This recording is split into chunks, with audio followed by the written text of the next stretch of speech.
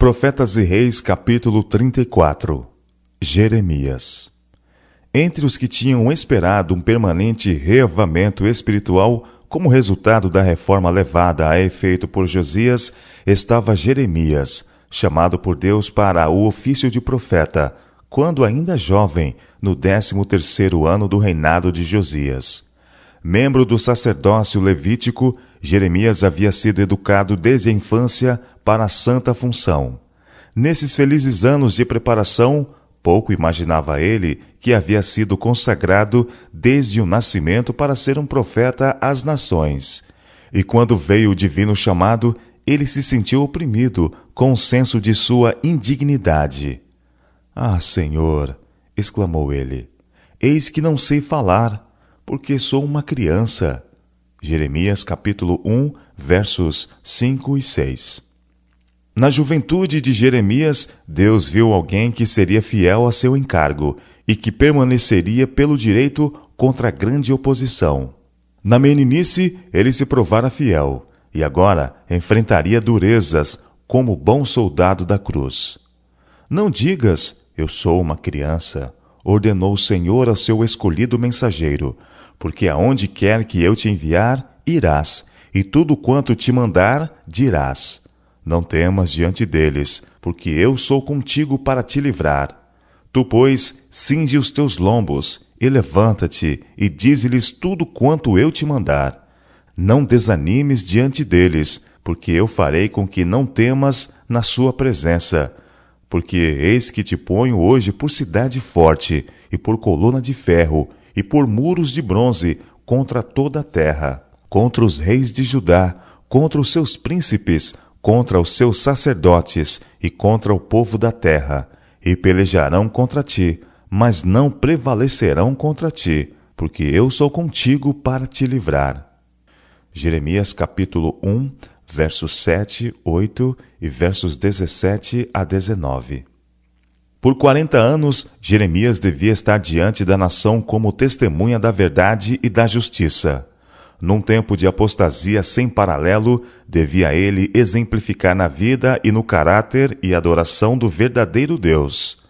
Durante o terrível cerco de Jerusalém, ele seria o porta-voz de Jeová. Prediria a queda da casa de Davi e a destruição do belo templo construído por Salomão. E quando aprisionado por causa de suas destemerosas afirmações, devia ainda falar contra o pecado nos altos. Desprezado, odiado, rejeitado dos homens, havia ele de finalmente testemunhar o cumprimento literal de suas próprias profecias de iminente condenação e partilhar da tristeza e dor que se seguiriam à destruição da cidade condenada. Todavia, em meio à ruína geral, porque estava passando rapidamente a nação, muitas vezes foi permitido a Jeremias olhar para além das desoladoras cenas do presente às gloriosas perspectivas do futuro, quando o povo de Deus seria resgatado da terra do inimigo e novamente plantado em Sião. Ele previu o tempo em que o Senhor haveria de renovar sua relação de concerto com eles. A sua alma será como um jardim regado, e nunca mais andarão tristes. Jeremias capítulo 31, verso 12. Com respeito ao seu chamado para a missão profética, o profeta Jeremias escreveu: "Estendeu o Senhor a sua mão, e tocou-me na boca, e disse-me: Eis que ponho as minhas palavras na tua boca. Olha, ponho-te neste dia sobre as nações e sobre os reinos, para arrancares e para derribares, e para destruíres e para arruinares, e também para edificares e para plantares." Jeremias capítulo 1, versos 9 e 10. Graças a Deus pelas palavras "para edificares e para plantares." Por essas palavras foi assegurado a Jeremias o propósito do Senhor de restaurar e sarar. Severas eram as mensagens a serem levadas nos anos que se seguiriam. Profecias de iminentes juízos a sobrevir deviam ser apresentadas com destemor. Das planícies de Sinear devia sobrevir o mal sobre todos os habitantes da terra. "Eu pronunciarei contra eles os meus juízos", o Senhor declarou, "por causa de toda a sua malícia, pois me deixaram a mim. Jeremias capítulo 1, versos 14 e 16. Mas o profeta devia fazer acompanhar essas mensagens da segurança de perdão a todos os que tornassem de suas más obras. Como um sábio mestre construtor, Jeremias procurou no início mesmo de sua atividade encorajar os homens de Judá a assentar os fundamentos de sua vida espiritual de maneira ampla e profunda, praticando obras completas de arrependimento. De longa data, vinham eles construindo com material a que o apóstolo São Paulo assemelhou a madeira, feno e palha, e por Jeremias mesmo comparado à escória. Prata rejeitada lhe chamarão, declarou ele da nação impenitente, porque o Senhor os rejeitou. Jeremias capítulo 6, verso 30. Agora eram eles animados a construir sabiamente e para a eternidade, lançando fora o refúgio da apostasia e da incredulidade, usando como fundamento material o puro ouro, a prata refinada, as pedras preciosas, fé, obediência e boas obras, unicamente aceitáveis à vista de um Deus santo. Por intermédio de Jeremias, a palavra do Senhor a seu povo foi: Volta, ó rebelde Israel, e não farei cair a minha ira sobre vós, porque benigno sou, diz o Senhor, e não conservarei para sempre a minha ira. Somente reconhece a sua iniquidade, que contra o Senhor teu Deus transgrediste. Convertei-vos, ó filhos rebeldes, diz o Senhor, porque eu vos desposarei. Pai, me chamarás, e de mim te não desviarás. Voltai, ó filhos rebeldes, eu curarei as vossas rebeliões. Jeremias capítulo 3, versos 12 a 14 e versos 19 e 22. A par desses maravilhosos apelos, o Senhor deu a seu povo extraviado as próprias palavras com que podiam voltar a ele. Eles deviam dizer: Eis-nos aqui, viemos a ti, porque tu és o Senhor nosso Deus. Certamente se confia nos outeiros e na multidão das montanhas. Deveras no Senhor nosso Deus está a salvação de Israel. Jazemos na nossa vergonha e estamos cobertos da nossa confusão, porque pecamos contra o Senhor nosso Deus, nós e nossos pais, desde a nossa mocidade até o dia de hoje, e não temos ouvido a voz do Senhor nosso Deus.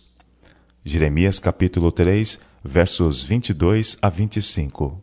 A reforma levada a efeito por Josias tinha purificado a terra dos altares idólatras, mas o coração da multidão não havia sido transformado. As sementes da verdade que haviam germinado com a promessa de abundante colheita haviam sido sufocadas pelos espinhos. Outra apostasia semelhante a essa seria fatal, e o Senhor procurou despertar a nação para o reconhecimento do perigo. Unicamente provando-se leais a Jeová, poderiam eles esperar divino favor e prosperidade.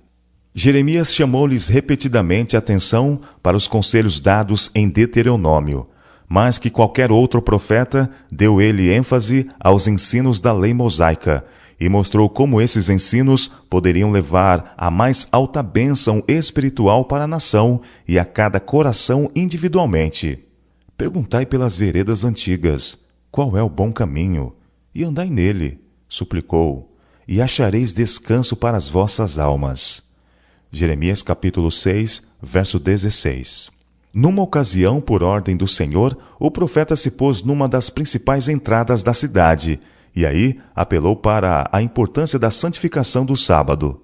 Os habitantes de Jerusalém estavam em perigo de perder de vista a santidade do sábado, e foram solenemente advertidos contra o seguir seus interesses seculares nesse dia. Uma bênção fora prometida sob a condição de obediência.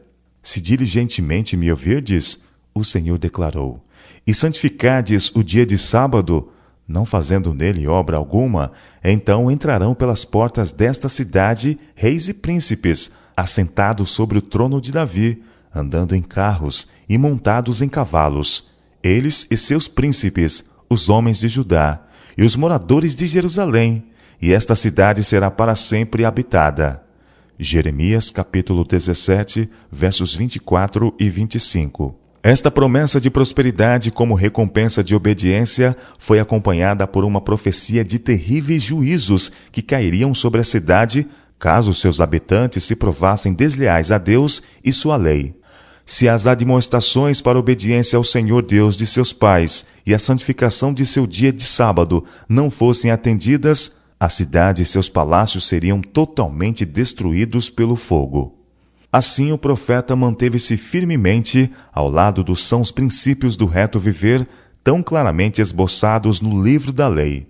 Mas as condições prevalecentes na terra de Judá eram tais que somente pelas mais positivas medidas poderia ser efetuada uma mudança para melhor. Daí trabalhar ele com o máximo fervor pelos impenitentes. Lavrai para vós o campo da lavoura, ele pedia, e não semeeis entre espinhos. Lava o teu coração da malícia, ó Jerusalém, para que seja salva. Jeremias capítulo 4, versos 3 e 14. Mas pela grande massa do povo, o chamado ao arrependimento e reforma não foi atendido. Desde a morte do bom rei Josias, os que haviam reinado sobre a nação se mostraram infiéis ao seu encargo, tendo levado muitos ao extravio. Jeoacás, deposto pela interferência do rei do Egito, fora seguido por Jeoaquim, o filho mais velho de Josias. Desde o início do reinado de Jeoaquim, Jeremias tivera pouca segurança de salvar sua amada terra da destruição e o povo do cativeiro. Mas não lhe foi permitido permanecer em silêncio, enquanto total ruína ameaçava o reino. Os que haviam permanecido leais a Deus deviam ser encorajados a perseverar na prática do bem, devendo os pecadores, se possível, ser induzidos a voltarem-se da iniquidade. A crise pedia um esforço público e de longo alcance. Jeremias foi ordenado pelo Senhor a erguer-se no pátio do templo e falar a todo o povo de Judá que passasse dentro e fora. Não devia ele suprimir uma só palavra das mensagens que lhe fossem dadas, a fim de que os pecadores de Sião tivessem a mais ampla oportunidade possível de ouvir e voltar de seus maus caminhos. O profeta obedeceu. Permaneceu junto à porta da casa do Senhor e aí ergueu a voz em advertência e rogos. Sob a inspiração do Todo-Poderoso, ele declarou: Ouve a palavra do Senhor, todos de Judá, os que entrais por estas portas, para adorardes ao Senhor. Assim diz o Senhor dos Exércitos, o Deus de Israel: Melhorai os vossos caminhos e as vossas obras, e vos farei habitar neste lugar. Não vos fieis em palavras falsas, dizendo: Templo do Senhor, templo do Senhor, templo do Senhor é este. Mas, se deveras melhorardes os vossos caminhos e as vossas obras, se deveras fizerdes juízos entre um homem e entre o seu companheiro, se não oprimirdes o estrangeiro e o órfão e a viúva, nem derramardes sangue inocente nesse lugar, nem andardes após outros deuses para vosso próprio mal, eu vos farei habitar neste lugar, na terra que dei a vossos pais, de século em século. Jeremias capítulo 7, versos 2 a 7. O pesar do Senhor, por ter de castigar, está aqui vividamente demonstrado. Ele retém os seus juízos para que possa pleitear com os impenitentes. Aquele que exercita a beneficência, juízo e justiça na terra, apiada-se de seus filhos errantes.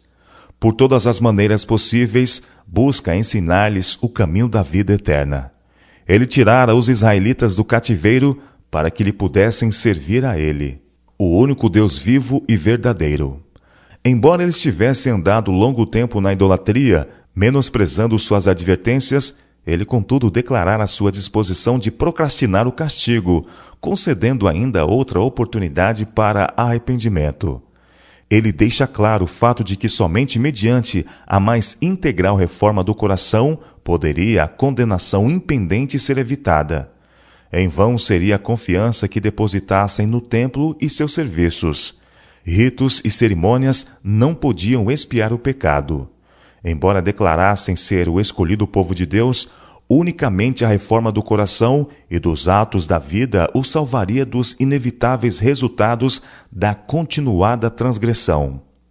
Assim foi que nas cidades de Judá e nas ruas de Jerusalém, a mensagem de Jeremias a Judá foi: Ouve as palavras deste concerto, os claros preceitos de Jeová como registrados nas Sagradas Escrituras, e cumpre-as. Jeremias capítulo 11, verso 6.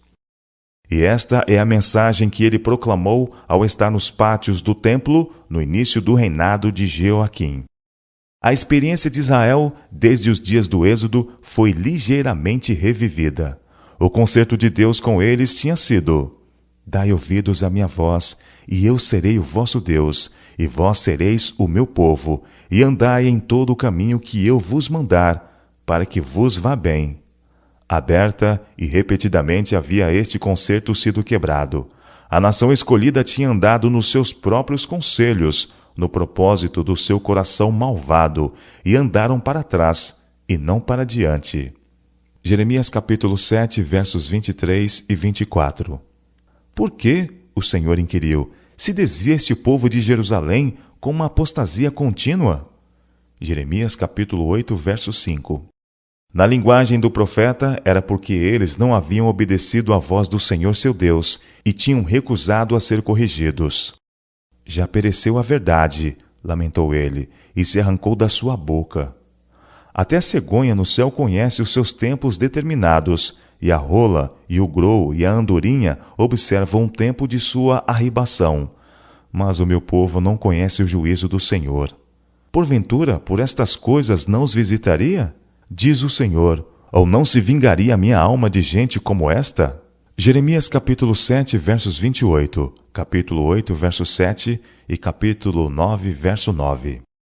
Chegara o tempo para profundo exame de coração. Enquanto Josias tinha sido seu rei, o povo tivera alguma base para a esperança. Mas ele não podia mais interceder em seu benefício, pois havia caído em batalha. Os pecados da nação eram tais que o tempo para a intercessão quase se escoara de todo. Ainda que Moisés e Samuel se pusessem diante de mim, o Senhor declarou, não seria minha alma com este povo. Lança-os de diante de minha face e saiam. E será que quando te disserem, para onde iremos? Dir-lhe-ás, os que para a morte, e os que para a espada, e os que para a fome, e os que para o cativeiro, para o cativeiro. Jeremias capítulo 15, versos 1 e 2.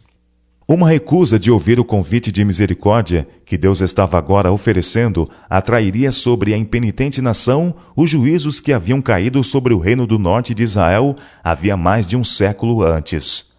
A mensagem a eles agora era: se não me derdes ouvidos para andardes na minha lei, que pus diante de vós, para que ouvisseis as palavras dos meus servos, os profetas, que eu vos envio, madrugando e enviando, mas não ouvistes. Então farei que esta casa seja como Siló, e farei desta cidade uma maldição para todas as nações da terra. Jeremias capítulo 26, versos 4 e 6. Os que estavam no pátio do templo, ouvindo o discurso de Jeremias, compreenderam claramente esta referência a Siló e aos tempos dos dias de Eli, quando os filisteus derrotaram a Israel e levaram a arca do testemunho. O pecado de Eli tinha consistido em passar por alto a iniquidade de seus filhos no sagrado ofício, bem como sobre os males prevalecentes através da terra. Sua negligência em corrigir esses males tinha traído sobre Israel terrível calamidade. Seus filhos tinham sido mortos em combate. O próprio Eli perdeu a vida. A arca de Deus tinha sido levada da terra de Israel. 30.000 do povo haviam sido mortos. Tudo por se haver permitido que o pecado florescesse desembaraçada e livremente. Israel havia pensado em vão que, não obstante suas pecaminosas práticas, a presença da arca assegurar-lhes-ia a vitória sobre os filisteus. De igual maneira, durante os dias de Jeremias, os habitantes de Judá eram inclinados a crer que uma estrita observância dos serviços do templo, divinamente apontados, preservá-los-ia de uma justa punição por sua ímpia conduta. Que lição esta a homens em posição de responsabilidade hoje na Igreja de Deus! Que solene advertência quanto à necessidade de tratar-se fielmente os erros que levam desonra à causa da verdade. Que ninguém que declare ser depositário da lei de Deus lisonjeie-se a si mesmo com o pensamento de que a deferência que externamente mostrarem para com os mandamentos de Deus os preservará da aplicação da justiça divina.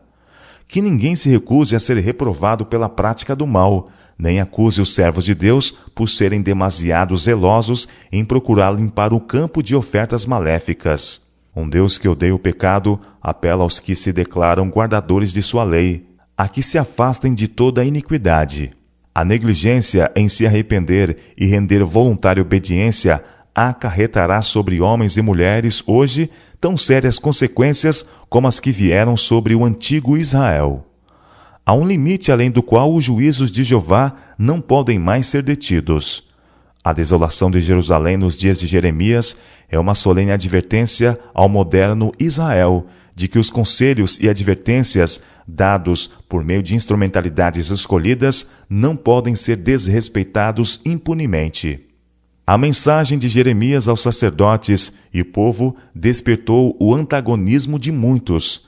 Com violenta invectiva, eles clamaram: "Por que profetizaste no monte do Senhor, dizendo: será como Siló esta casa, e esta cidade será assolada, de sorte que fiquem sem moradores?" E ajuntou-se todo o povo contra Jeremias na casa do Senhor. Jeremias capítulo 26, verso 9. Sacerdotes, falsos profetas e povo voltaram-se irados contra aquele que não lhes falaria palavras suaves, ou profetizaria coisas deleitosas.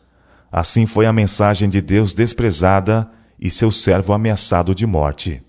Notícias das palavras de Jeremias foram levadas aos príncipes de Judá, e estes se apressaram do palácio do rei ao templo, a fim de se informarem por si mesmos sobre a veracidade do fato. Então falaram os sacerdotes e os profetas aos príncipes e a todo o povo, dizendo: "Este homem é réu de morte, porque profetizou contra esta cidade, como ouvistes com os vossos ouvidos." Jeremias capítulo 26, verso 11. Mas Jeremias permaneceu ousadamente perante os príncipes e o povo, declarando: "O Senhor me enviou a profetizar contra esta casa e contra esta cidade todas as palavras que ouvistes. Agora, pois, melhorai os vossos caminhos e as vossas ações, e ouvi a voz do Senhor vosso Deus, e arrepender-se-á o Senhor do mal que falou contra vós. Quanto a mim, eis que estou nas vossas mãos. Fazei de mim conforme que for bom e reto aos vossos olhos. Sabei, porém, com certeza, que se me matardes a mim, trareis sangue inocente sobre vós e sobre esta cidade e sobre os seus habitantes, porque, na verdade, o Senhor me enviou a vós para dizer aos vossos ouvidos todas estas palavras." Jeremias capítulo 26, versos 12 a 15. Tivesse o profeta sido intimidado pela ameaçadora atitude dos que estavam em posição de alta autoridade, sua mensagem teria sido sem efeito e ele teria perdido a vida. Mas a coragem com que apresentou a solene advertência conquistou o respeito do povo e tornou os príncipes de Israel em seu favor. Eles arrazoaram com os sacerdotes e falsos profetas, mostrando-lhes quão poucas sábias eram as extremas medidas por eles advogadas, e suas palavras produziram uma reação na mente do povo. Assim Deus suscitou defensores a seu servo.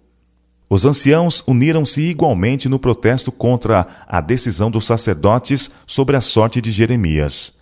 Citaram o caso de Miqueias, que havia profetizado juízos contra Jerusalém, dizendo: "Sião será lavrada como um campo, e Jerusalém se tornará em montões de pedras, e o monte desta casa como os altos de um bosque." E perguntaram: "Mataram-no porventura Ezequias, rei de Judá? E todo o Judá? Antes não temeu este ao Senhor, e não implorou o favor do Senhor? E o Senhor se arrependeu do mal que falara contra eles, e nós fazemos um grande mal contra as nossas almas." Jeremias capítulo 26, versos 18 e 19.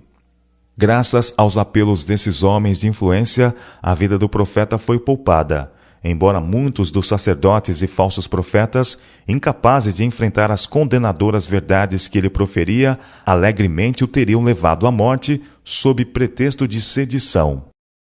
Desde os dias do seu chamado até o fim de seu ministério, Jeremias permaneceu perante Judá como torre e fortaleza, contra a qual a ira do homem não podia prevalecer.